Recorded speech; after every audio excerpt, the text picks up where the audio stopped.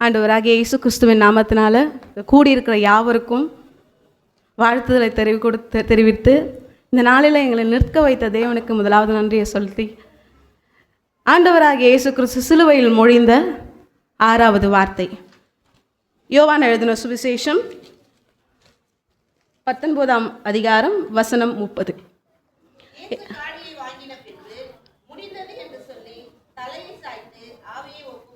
இயேசு காடியை வாங்கின பின்பு முடிந்தது என்று சொல்லி, பொது மொழிபெயர்ப்பில் இந்த முடிந்தது என்ற வார்த்தையை எப்படி குறிப்பிடுறாங்கன்னா, எல்லாம் நிறைவேறிற்று. இப்போ ஒவ்வொருத்தராக பேசினாங்க, முடிக்கும் போது அவருடைய வார்த்தை அவங்களுக்கு கொடுத்த பொறுப்பை முடித்தாங்க.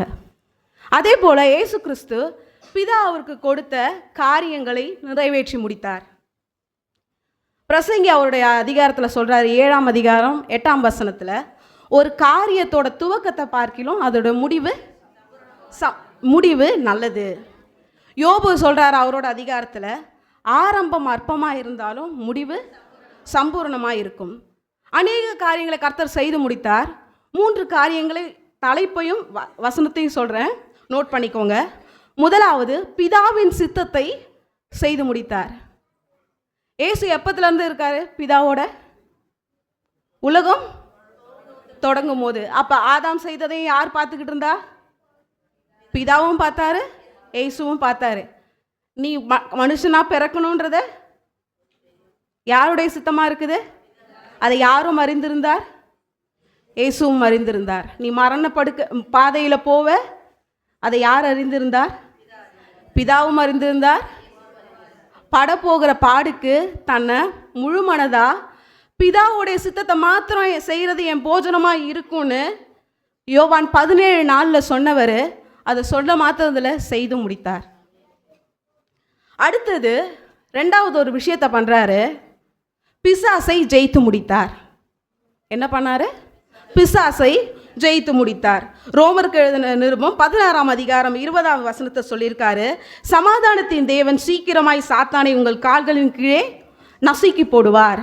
ஏன்னா அவரை நசுக்கி போட்டுட்டாரு.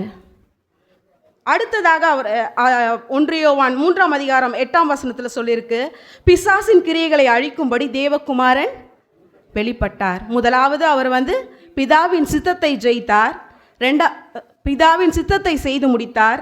2வது பிசாசை ஜெயித்து முடித்தார். அடுத்ததாக பாவத்தை சிலுவையில் சுமந்து முடித்தார். யோவானுக்கு எழுதின சுவிசேஷம் 1ஆம் அதிகாரம் 29ஆம் வசனத்தில் அது குறிப்பிட்டிருக்கு. யோவான் ஸ்நானகனுக்கு பிரசங்கம் பண்ணிக்கிட்டு இருக்கும் போது அந்த இடத்துல இயேசு வராரு. அப்போ இயேசுவை பார்த்து என்ன சொல்கிறாரு? இதோ உலகத்தின் பாவத்தை சுமந்து தீர்க்கிற தேவாட்டுக்குட்டி. அவர் எதற்காக என்ன சித்தத்தை முடித்தார்? நம்முடைய பாவங்களை சிலுவையின் மேல் சுமந்து முடித்தார். சுமந்து முடித்தார், எல்லாம் பண்ணி முடிச்சிட்டாரு. எதுக்கு எங்களை 2 மணி நேரம் உட்கார வச்சுருக்கீங்க? எதுக்கு? ஆண்டவரே சிலுவையில் செஞ்சுட்டாரு, உயிர் தெழுந்தார். இன்னும் அவர் அவருடைய மரண பாடுகளினால நம்ம என்ன பண்ணுறோம்? ஜெயங்கொள்ள இருக்கோம். முதலாவது அவர் என்ன செஞ்சு முடித்தார்?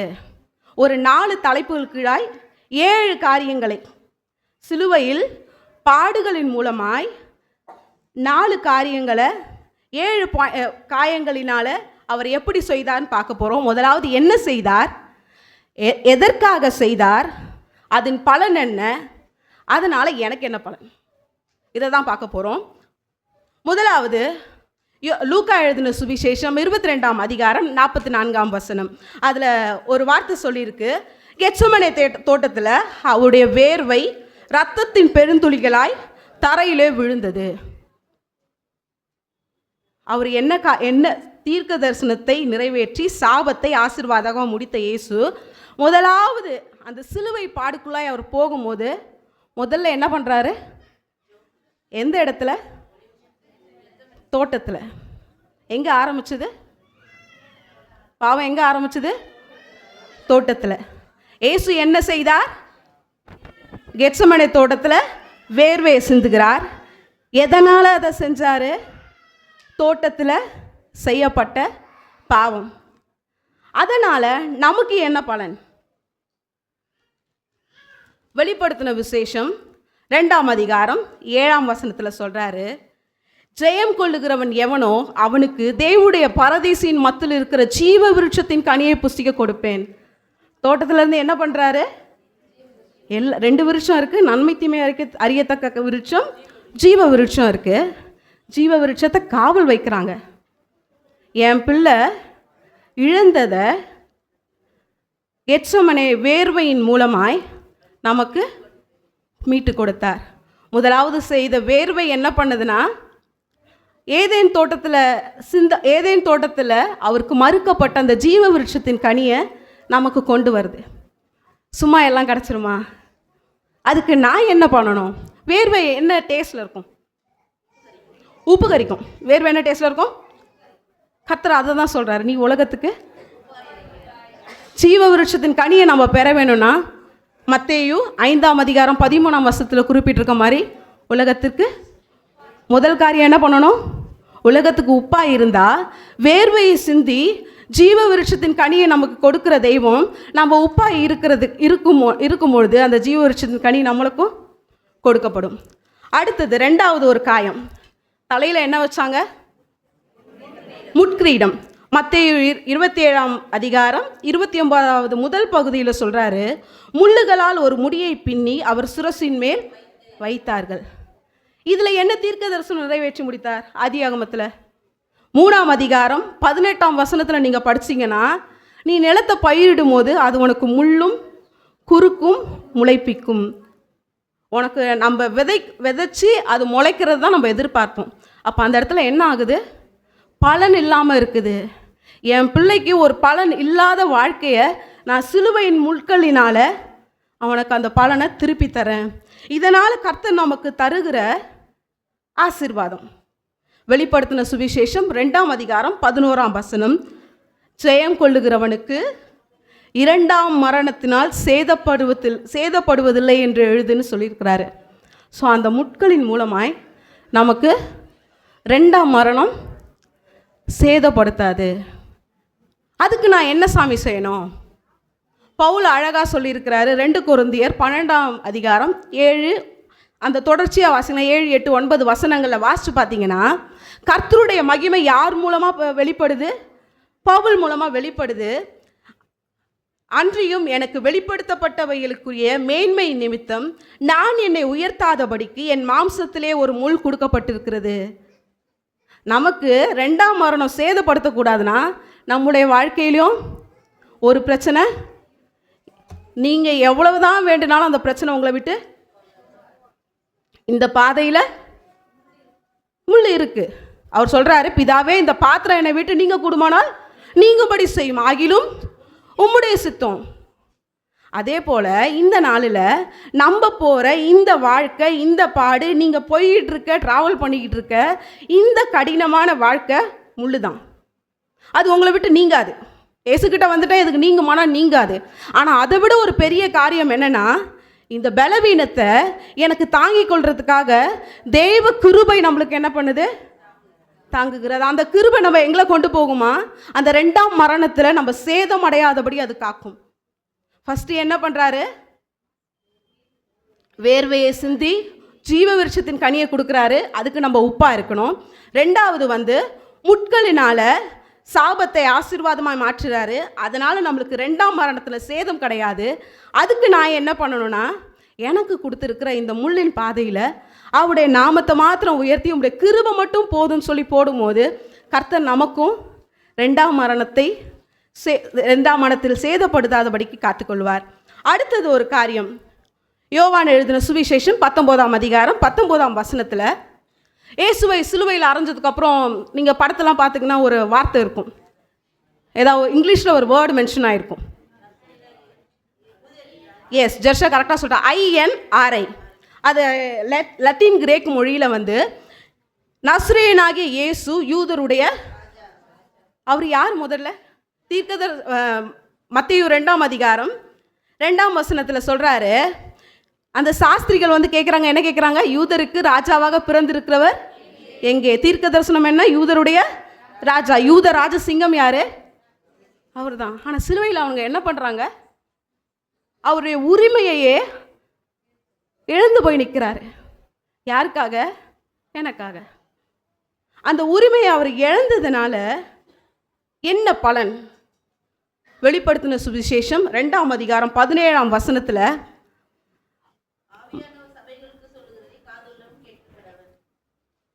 மறைவான மன்னா புசிக்க கொடுப்பாரு. என்ன கொடுக்குறாரு? மறைவான மன்னாவை புசிக்க கொடுக்குறாரு. வெண்மையான ஒரு குறிக்கல்ல என்ன பண்ணுறாரு? ஒரு வெண்மையான ஒரு குறிக்கல்லை கல்லின் மேல் எழுதப்பட்டதை, அது பெறுகிறவனே அன்றி வேறொருவனும் அறியக்கூடாத புதிய நாமத்தை நான் இந்த என்னை அவமானப்படுத்துகிறாங்க, அது என்னுடைய உரிமை. என்னது? நான் யூதருக்கு மட்டும் ராஜா இல்லை, நான் உலகத்தோட ராஜா. என் உரிமையை நான் விட்டு கொடுக்குறேன். ஏன்னா என் பிள்ளைக்கு ஒரு குறிக்கல்லில் அவனுக்கும் பிதாவுக்கும் மாத்திரம் தெரிகிற ஒரு நாமத்தை நான் அவனுக்கு தெரிவிக்க போகிறேன். அதனால் இந்த பாடம் நான் ஏற்றுக்கிறேன். இந்த பேர் எப்படி எனக்கு கிடைக்கும்? மத்தேயு எழுதின சுவிசேஷம் 5ஆம் அதிகாரம் 9ஆம் வசனத்தில், சமாதானம் பண்ணுகிறவர்கள் பாக்கியவான்கள், அவர்கள் தேவனுடைய. நீங்கள் சமாதானம் பண்ணுகிறவர்களாக இருந்தீங்கன்னா எப்போ சமாதானம் பண்ண முடியும் தெரியுங்களா? நம்முடைய செல்ஃபை சாகடிக்கும் போது, சுயத்தை சாகடிக்கும் பொழுது. இயேசு யூதருடைய ராஜா. எஸ், ஐ ஆம் த கிங். ஆனால் அவனுக்கு அவமானமாக எழுதியிருக்காங்க. அந்த உரிமையை விட்டு கொடுத்தாரு. அதனால் என்ன பண்ணுது? நம்மளுக்கு மறைவான மன்னாவும் கிடைக்குது. குறிக்கல்லில் அவருடைய ஒரு புதிய நாமத்தை நம்மளுக்கு கொடுக்குறாரு.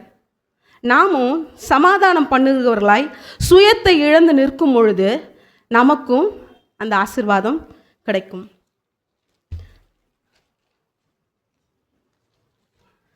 அடுத்ததாக மத்தேயு எழுதின சுவிசேஷம் 1ஆவதுக்கு என்ன பார்த்தோம்? வேர்வையில் ஜீவ விருட்சம், அதுக்கு நம்ம உப்பா இருக்கணும். 2ஆவது முள்கள் சாபத்தை ஆசீர்வாதமாக முடிக்குது. அதற்கு நம்ம என்ன பண்ணணும்னா ஆமென். அடுத்ததாக 4ஆவதாக அதிகாரத்தை இழந்தார். மத்தேயு எழுதின சுவிசேஷம் 27ஆம் அதிகாரம் 29ஆவது வசனம் நடுப்பகுதியில் சொல்லப்பட்டிருக்கு. அவர் வலது கையில் ஒரு கோலை கொடுத்து அவர் முன்பாக முழங்காற்படிட்டு என்ன பண்ணுறாங்க? கோலை அவருடைய வலது கையில் கொடுக்குறாங்க. கோல் எதற்கு குடிக்கிறது? அதிகாரத்தை. செங்கோல் நீட்டப்படுது. செங்கோல் எதற்கு அடையாளமாக இருக்கிறது? அதிகாரத்தை. இது எங்கே நிறைவேற்றி முடிக்கிறார்னா, ஆதியாகமம் 23ஆம் அதிகாரம் ஆதியாகமம் 3ஆம் அதிகாரம் 24ஆம் வசனத்தில் அவர் மனுஷனை துரத்தி விட்டு, ஏதேன் தோட்டம் யாருக்காக உண்டாகப்பட்டது? மனுஷனுக்கு. ஆதாமேவளுக்காக மனுஷனுக்காக உண்டாகப்பட்டது. ஆனால் அவனுடைய அதிகாரத்தை இழந்து நின்று அந்த இடத்துல என்ன பண்ணுறாரு? சுடரொளி பட்டயத்தை வச்சு தூதரில் பாதுகாக்கிறாரு. அவனுடைய அதிகாரத்தை இழந்து நின்னதுனால சிலுவையில் தன்னுடைய அதிகாரத்தை அவன் கோலை கொடுக்குறான். நம்ம வாசித்த அதிகாரத்தில் சொல்கிறாரு, நான் 12 லேகியோனை கேட்டால் கூட கர்த்தர் என்ன பண்ணுவார்? அனுப்புவார். ஒரு மனுஷனை வேண்டும் போதே கர்த்தர் எவ்வளவோ தூதரில் கொண்டு அற்புதம் செய்தார்னு பழைய ஏற்பாட்டில் பார்க்குறோம். அவருடைய சொந்த பிள்ளைக்கு செய்ய மாட்டாரா? ஆனால் அவர் அதிகாரத்தை இழந்து நின்றார். எதற்காக இழந்து நின்றார்? நாம் அதிகாரத்தை பெறுவதற்காக. வெளிப்படுத்தின விசேஷம் 2ஆம் அதிகாரம் 26ஆம் வசனத்தில் சொல்கிறாரு, ஜெயம் கொண்டு முடிவு பரியந்தம் என் கிரியைகளை கை கொள்கிறவன் எவனோ அவனுக்கு நான் என் பிதாவிடத்தில் அதிகாரம் பெற்றது போல ஜாதிகளின் மேல் அதிகாரம் கொடுப்பேன். அல்லேலூயா. அவர் எதற்கு அன்றைக்கு அதிகாரம் அற்றவராய் நின்றார்? எனக்கும் உங்களுக்கும் அதிகாரத்தை கொடுக்கிறாரு. எந்த அதிகாரம்? பிதாவிடத்திலிருந்து பிதாவினுடைய அதிகாரத்தை நம்மளுக்கு கொடுக்குறாரு. அதுக்கு நம்ம என்ன பண்ணணும்? மார்க் எழுதின சுவிசேஷம் 16ஆம் அதிகாரம் 17ஆம் வசனத்தில் சொல்லியிருக்கு. அது பெரிய வசனம், அதோடைய ஸ்டார்டிங் மட்டும் சொல்லிடுறேன். விசுவாசிக்கிறவர்களால் நடக்கும் அடையாளங்கள் அவனை. நம்மளை ஒன்று தான் பண்ண சொல்கிறாரு. என்ன பண்ண சொல்கிறாரு? விசுவாசிக்க சொல்கிறாரு. கடுகளவு விசுவாசம் உனக்கு இருந்துச்சுன்னா கடவுள் நமக்கு மலைகளை பார்த்து பேர்க்கும். ஆனால் கடவுள் நம்மளுக்கு என்ன சொல்ல வர்றாருன்னா, உனக்கு அந்த அதிகாரத்தை தருவேன். அடுத்ததாக மத்தேயு எழுதின சுவிசேஷம் 27ஆம் அதிகாரம் வசனம் 28 அப்புறம் 30. அவர் வஸ்திரங்களை கழற்றி சிவப்பான மேலங்கியை உடுத்தி என்ன பண்ணுறாங்க? வஸ்திரங்களை கழட்டுறாங்க. இந்த நிர்வாணம் எங்கே வருது? ஆதியாகமம் 3ஆம் அதிகாரம் 7ஆம் வசனம். அவர்கள் தாங்கள் நிர்வாணிகள் என்று அறிகிறார்கள். 30ஆம் வசனத்தில் சொல்லுது, அவர் மேல் துப்பி அந்த கோலை எடுத்து அவர் சிரசில் அடித்தார்கள். அவர் மேலே துப்புறாங்க. கர்த்தர் ஆதாமை பார்த்து கேட்குறாரு, நீ யாரு? அவன் சொல்கிறான்னா, நிர்வாணியாக இருக்கிறேன். ஆதாமுடைய நிர்வாணத்தை போக்குறதுக்காக தேவன் என்ன பண்ணாரு? நிர்வாணியாய் நிற்கிறார். அவர் யாரு? உன்னத பாட்டில் அழகாக சொல்லு, 10,000ங்களில் சிறந்தவர். 10,000ங்கள் சிறந்தவர். கௌரவமாக நிற்கிற தேவன் எப்படி நிற்கிறாரு? நிர்வாணமாகவும். ஒருத்தன் வந்து துப்புறான். எதனால்? எனக்காக. இதனால் நமக்கு என்ன பயன் கிடைக்குதுன்னா, வெளிப்படுத்தின சுவிசேஷம் 3ஆம் அதிகாரம் வசனம் 5ஆம் வசனம், வெண்வஸ்திரம் தரிப்பிக்கப்படவும் ஜீவ புஸ்தகத்திலிருந்து நாமத்தை கிறுக்கி போடாமலும் பிதாவுக்கு முன்பாகவும் தூதருக்கு முன்பாகவும் அவர் நாமத்தை அறிக்கையிடுவேன். அவர் ஏன் அன்னைக்கு வெண்வஸ்திரம், அவர் எதனால் நிர்வாணமாய் நின்னார்னா, எனக்கு வெண்வஸ்திரம் கொடுக்க, ஏன் பேரை அவர் ஏன் அந்த அவமானத்தை அந்த துப்பும் போது ஏன் வாங்கிட்டார்னா, மதர் தெரசா அந்த துப்பும் போது வாங்கிட்டாங்க. அது மாதிரி எனக்காக ஒருத்தர் வாங்கினார். எதற்காகனா, என்னுடைய பேர் ஜீவ புஸ்தகத்திலேருந்து கிறுக்கி போடக்கூடாது. அது மட்டும் இல்லாமல் பெருமையோடு தூதர்களுக்கு முன்பாகவும் பிதாவுக்கு முன்னாகவும் இது என்னுடைய பிள்ளை அப்படின்னு சொல்கிறதுக்காக அவர் நிர்வாணியாய் நின்றார். அதுக்கு நான் என்ன பண்ணணும்? ஆண்டவரே, இந்த ஆசீர்வாதத்தை நீர் செய்து முடிக்கிறீர், இதற்கு நான் என்ன பண்ணணும்னா, லூக்கா எழுதின சுவிசேஷம் 15ஆம் அதிகாரம் வசனம் 21, 22 ஒருத்தர் வராரு. யாருன்னா, இளையகுமாரன். அவன் புத்தி தெளிந்ததுக்கப்புறம் எங்கே போகிறான்? தகப்பன் இடத்துல. இப்போ நீங்கள் போயிட்டு இருக்க உங்கள் சூழ்நிலையில் அநேக காரியங்களை கர்த்தர் நமக்கு பிரியமில்லாத காரியங்களை வெளிப்படுத்திக்கிட்டு இருக்காரு. இன்னமும் பன்றி பக்கத்தில் தான் உட்காந்துக்கிட்டு இருக்கோம். அந்த பன்றியோட அவன் புத்தி தெளிகிறான், அது கூட எனக்கு கிடைக்கலையேன்னு. ஆனால் அதற்கு முன்பாக கர்த்தருடைய வார்த்தை உங்களுக்கு வருது. நீங்கள் புத்தி தெளிந்து உணர்வுள்ளவளாக இருக்கும் பொழுது நமக்கு அவன் தகப்பன் என்ன பண்ணுறான்? வந்ததும் முதலாவது அவனுக்கு என்ன பண்ணுறான்? மோதிரத்தை அணிவிச்சு வஸ்திரத்தை கொடுக்குறான். இந்த வஸ்திரம் எதற்கு குறிப்பிடுகிறதுனா, ஏசாயா 61ஆம் அதிகாரம் 10ஆம் வசனத்தில் ரட்சிப்பின் வஸ்திரம் நீதியின். அப்போ நம்ம ரட்சிப்பின் வஸ்திரம் சரியாக இருந்ததுன்னா, நீதியின் சால்வை சரியாக இருந்ததுன்னா, நமக்கு எங்கே வருங்காலத்தில் நம்மளுக்கு என்ன கிடைக்கப்படும்? வெண்வஸ்திரம் கிடைக்கும். ஜீவ புஸ்தகத்தில் நம்முடைய நாமம் கிறுக்கி போடக்கூடாது. அதுக்கப்புறம் பிதாவுக்கு முன்பாகவும் அவருடைய தூதர்களுக்கு முன்பாகவும் நம்முடைய நாமத்தை அவரை அறிக்கையிடுவார். அடுத்தது அவர் பட்ட காயம். லூக்கா எழுதின சுவிசேஷம் 23ஆம் அதிகாரம் 33ஆம் வசனத்தில் லாஸ்ட் ஒரு வார்த்தை சொல்லுது, சிலுவைகளில் அறைந்தார்கள். என்ன பண்ணுறாங்க? சிலுவையில் அறையிறாங்க. சிலுவையில் அறையிறது வந்து சாதாரண விஷயம். இப்போ ஐயா முன்னுரை சொல்லும் போது அதை எக்ஸ்பிளைன் பண்ணார். ஆக்சுவலி வீசிங் இருக்கவங்களுக்கு தெரியும், அந்த மூச்சு விடும் போது, அந்த வீசிங் நிறையா இருக்கும்போது அவங்களால வார்த்தைகள் வராது, யோசிக்கவும் ஒரு பதட்டமாகவே இருக்கும். ஆனால் அந்த சூழ்நிலையிலையும் அவர் சகித்து கொள்கிறார். இது எங்கே இந்த இதோட தீர்க்க தரிசனம் எங்கே உரைக்கப்பட்டிருக்குன்னா, ஆதியாகமம் 3ஆம் அதிகாரம் 17ஆம் வசனத்துலையும் ஆதியாகமம் 3:15 சொல்கிறாரு, பூமி உன் நிமித்தம் சபிக்கப்பட்டிருக்கும். அடுத்த வசனம், அவர் உன் தலையை நசுக்குவார், நீர் அவர் குதுகாலை நசுக்குவாய். சங்கீதம் 22ஆம் அதிகாரத்தில் 16ஆம் வசனத்தில் கடைசி பகுதியில் சொல்லியிருக்கு, கைகளில் கான்களிலும் ஆணி. சர்வ வல்லமையுள்ள தேவன், அவர் சொல்லாகும் கட்டளையிட. அப்படியாப்பட்ட தேவன் எங்கே நிற்கிறாரு? சிலுவையில் ஆணிகள் கடாவப்பட்டு கால்களில் ஆணிகள் துளைத்து. அது எதற்காக? அதனால் என்ன பலன்னா, வெளிப்படுத்தின சுவிசேஷம் 3ஆம் அதிகாரம் 12ஆம் வசனம், நான் அங்கே கைகள் கால்களில் ஆணியோடு தொங்குனதுனால வெளிப்படுத்தின விசேஷத்தில் நம்மளுக்கு ஒரு ஆசீர்வாதம் வருது. தேவனுடைய ஆலயத்தில் தூணாக்குவார். அவர் அங்கே நின்னதுனால யாரை தூணாக்குறாரு? நம்மளை தூணாக்குறாரு. அது மட்டும் இல்லாமல் புதிய எருசலேமாகிய என் தேவனுடைய நகரத்தின் நாமத்தையும் என் புதிய நாமத்தையும் அவன் மேல் அறிவிப்பேன், எழுதுவேன். ஹல்லேலூயா.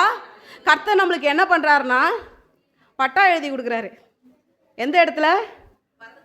பரம எருசலேமுக்கு நம்ம நின்று நின்று இன்னைக்கு எந்தெந்த காரியங்களாம் எதிர்பார்த்து நிற்கிறாரோ அன்னைக்கு சிலுவையில் அவர் நின்னதுனால எருசலேமில் என் பேர்லையும் உங்கள் பேர்லையும் பட்டா. அதுக்கு நான் என்ன சாமி பண்ணணும்? எபிரேயர் எழுதின சுவிசேஷம் 1 பேதுரு 1:16 அதில் அழகாக சொல்லியிருக்கு, நாம் பரிசுத்தர் ஆகையால் நீங்களும் பரிசுத்தராயிருங்கள். எப்படி ஆண்டவரே முடியுமா? அவரை சார்ந்திருக்கும் பொழுது, அங்கிள் சொன்ன முன்னாடி வசனத்தில், அவர் பாடுபட்டு சோதிக்கப்பட்டதுனால பாடுபடுகிற நமக்கும் உதவி செய்ய வல்லவராயிருக்கிறார். அவரை பற்றி கொண்டு பரிசுத்தமாக இருக்கும் பொழுது புதிய எருசலேமிலே நமக்கு பங்குண்டு. ஆமென். அடுத்தது கடைசியாக இறுதியுமாக யோவான் எழுதின சுவிசேஷம் 19:34 போர் சேவகரில் ஒருவன் ஈட்டினால் அவருடைய விழாவிலே குத்தினான், உடனே ரத்தமும் தண்ணீரும் புறப்பட்டது. இது என்ன தீர்க்கதரிசனம்? முன்னாடி ஏதாவது இருக்கா? கரெக்ட், ஆண்டி சொன்னாங்க. ஆதியாகமம் 2:2 ஏவாளை உண்டாக்குறார். எதனால உண்டாக்குறாரு? விழாவினாலே. கடைசியாக முடியும் பொழுது இதுதான் நடக்குது. கடைசியாக விழாவில் குத்துறாங்க. என்னன்னா, ஆரம்பித்த ஏவாள்னால விழாவில் குத்தப்படுறாரு. குத்தப்படும் போது ரத்தமும் தண்ணீரும் பீரிட்டு வருகிறது. ஆதியாகமம் 3:15, ஆதியாகமம் 3:16 உன் வித்துக்கும் அவள் வித்துக்கும் பகை உண்டாக்குவேன். அடுத்தது இன்னொரு வசனமும் அதில் குறிப்பிடப்பட்டிருக்கு, உன் வேதனை, பிள்ளை பெறும்போது உன் வேதனை பெருகி இருக்கும்.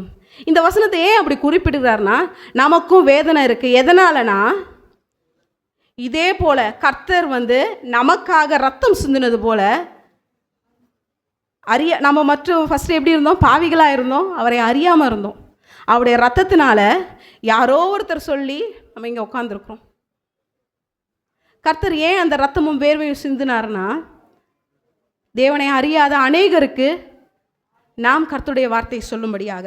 இதனால தேவன் நமக்கு என்ன பலனை தருகிறார்னா, வெளிப்படுத்தின சுவிசேஷம் 3:21 என் பிதாவின் சிங்காசனத்திலே அவரோட உட்கார்ந்தது போல அவனும் என்னுடைய சிங்காசனத்திலே என்னோட அவரோடு கூட உட்கார வைப்பார். ஸ்திரீயினால உண்டான பாவம் ஏதேன் தோட்டத்துக்குள்ள நிற்க கூட முடியல. என்னது? வெளியில் போன்னு சொல்லி சுடரொளி பட்டயத்தை வைக்கிற தேவன் இந்த நாளில் சிலுவையின் பாடின் மூலமாய் ஸ்திரீயினால் உண்டான பாவத்தை நிவர்த்தி செய்யும்படியாக விழாவில் குத்தப்படுறாரு. அது நமக்கு என்ன பண்ணுதுன்னா, அவர் பிதாவின் சிங்காசனத்தில் பக்கத்தில் உட்கார்ந்துருக்கிற மாதிரி நம்மளுக்கும் ஒரு சீட்டு ஃபஸ்ட்டு பட்டா போட்டு கொடுக்குறாரு. ரெண்டாவது, சீட்டுக்காக என்னென்னமோ பண்ணுறாங்க. நமக்குன்னு ஒரு சீட்டு கடவுள் நியமித்திருக்காரு. அதுக்கு நான் என்ன பண்ணணும்? மத்தேயு எழுதின சுவிசேஷம் 25 1-4 ஒரு கதை வருது. என்னன்னா, 10 கன்னிகைகள். அது 4 அழகாக சொல்லியிருக்கோம். மத்தேயு எழுதின சுவிசேஷம் 2 தங்கள் தீவட்டிகளோடு தங்கள் பாத்திரங்களில் எண்ணெயை கொண்டு போனார்கள். அங்கே எப்படி உள்ளே போக முடியும்? Entrance ticket. அதுக்கு என்ன? தங்களுடைய தீவெட்டிகள். இந்த இடத்துல தீவெட்டிகளை எதை குறிப்பிடுதுன்னா, நம்முடைய சரீரத்தை. தீவெட்டி எதை குறிப்பிடுகிறது? நம்முடைய சரீரத்தில் தங்கள் பாத்திரங்களில் எண்ணெய். தீவெட்டிலையும் எண்ணெய் இருக்குது. வழிந்து ஓடுகிற எண்ணெய்னா அபிஷேகத்தை குறிக்குது. ஆண்டவருடைய ஆவியானவருடைய துணையோடு நாம் வாழ்ந்து கர்த்தருடைய வருகை மட்டும் நம்ம காத்திருந்தா நம்மளுக்கு என்ன கிடைக்குதா? பிதாவின் பக்கத்துலேயும் இயேசு கிறிஸ்துவின் பக்கத்துலேயும் சீட்டு முடியுது. 7 காரியங்கள், 7 நன்மைகள், 7 தீர்க்க தரிசனங்கள் செய்து முடித்தார். சரி, இதெல்லாம் சொல்லிட்டீங்க, இது ரொம்ப டஃப்பாக இருக்குதே. இப்போ பாட்டுக்கு உட்காந்துருக்குறோம், எழுந்துக்கோங்கன்னு சொன்னால் கூட நம்மளுக்கு என்ன ஆகுது?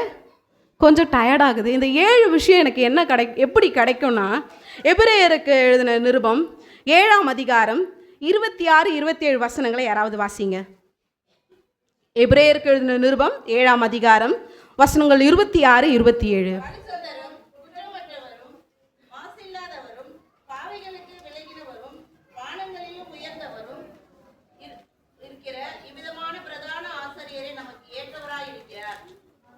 அடுத்த வசனம், அவர் பிரதான ஆசாரியர்களைப் போல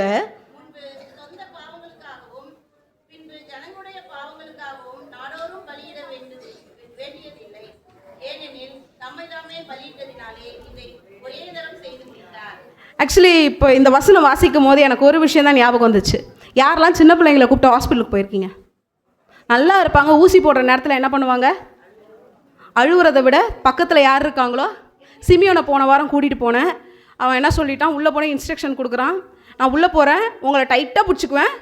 ஊசி யார் குத்த போகிறா? டாக்டர் யாருக்கு குத்த போகிறாரு? அவனுக்கு. வலி யாருக்கு இருக்க போகுது? அவனுக்கு. ஆனால் அவனோட நம்பிக்கை என்ன? நான் உங்களை அவங்க அப்பாவை பிடிச்சிக்கிறேன், எனக்கு வலிக்காது, ஆனால் வலிக்கும். ஆனால் அவனோட நம்பிக்கை, இந்த 7 விஷயம் எனக்கு கிடைக்குமானா கிடைக்கும். ஏன்னா எபிரேயரில் சொல்கிறாரு, அவர் பிரதான ஆசாரியாராக இருந்து என்ன பண்ணுறாருன்னா தம்மை தாமே பலியாக இட்டதுனால ஒரே தரம் செய்து முடித்தார். ஸோ அவர் முடிச்சிட்டாரு, ஒன்றும் இல்லை. அவரை பற்றி கொண்டு போவோம். பின்னாடி கர்த்தர் எனக்காக யாவும் செய்து முடிப்பார் சொன்னது போல அவர் செய்து முடித்த காரியங்கள் நம்மை பின்தொடரும். கர்த்தர் தாமே இந்த திருவசங்களை ஆசீர்வதிப்பாராக. ஆமென்.